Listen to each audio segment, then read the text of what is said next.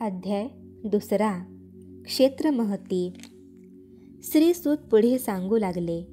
एकदा देवर्षी नारदांकडे मार्कंडेय ऋषी आले आणि वदते झाले, मुनिवर्य, आजपर्यंत मी वेद, धर्मशास्त्रे, पुराणे, न्यायशास्त्रे, धनुर्वेद, आयुर्वेद, नाट्यवेद, अर्थशास्त्र, मंत्रशास्त्र अशा सगळ्या शास्त्रांचे अध्ययन केले, परंतु सर्व कर्मांचा नाश करणारी अशी ईश्वराची आराधना मात्र माझ्याकडून घडली नाही.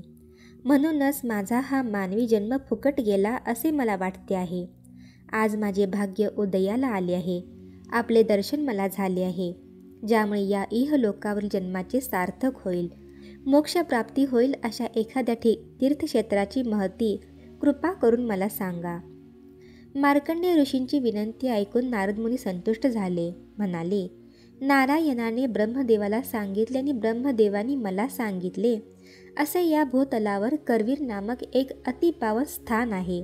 या स्थळी देव, तीर्थगण, मुनी, गंधर्व, सिद्ध, यक्ष, चारम, किन्नर इत्यादींचा निवास आहे. ते जगज्जननी श्री महालक्ष्मीचे आद्यपीठ आहे, जी सर्व क्षेत्रांमध्ये वरिष्ठ असून सर्वांना अभय देते. भक्ती आणि मुक्ती या दोन्हींची प्राप्ती या ठिकाणी होते. म्हणूनच या क्षेत्राचे महत्त्व अनन्य साधारण आहे. या स्थळी जलरूपात महादेव म्हणजे शंकर, पाषाण रूपात विष्णू, वालुका रूपात ऋषी मुनींचा समुदाय, वृक्ष रूपात देवांचा निवास आहे.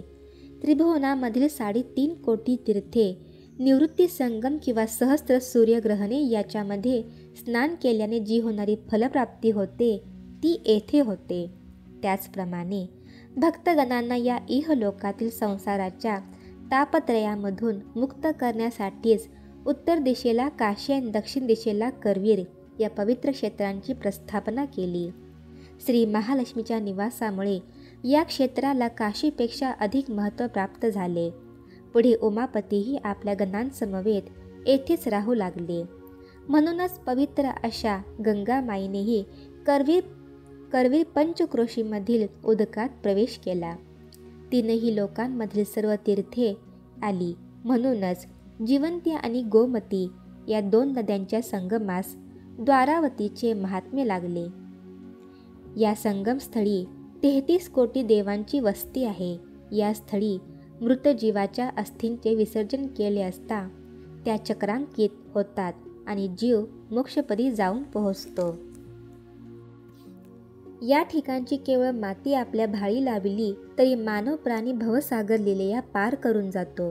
येथे आसन घालून थोडा जप किंवा थोडे नामस्मरण जरी केले तरी त्याची अपार फलप्राप्ती होते.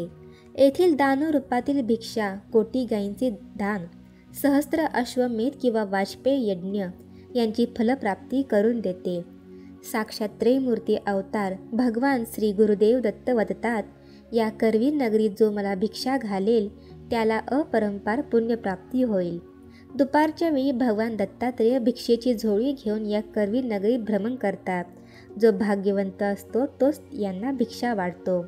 म्हणूनच अनंत यज्ञाहून अधिक असे येथील भिक्षादानाचे पुण्य आहे.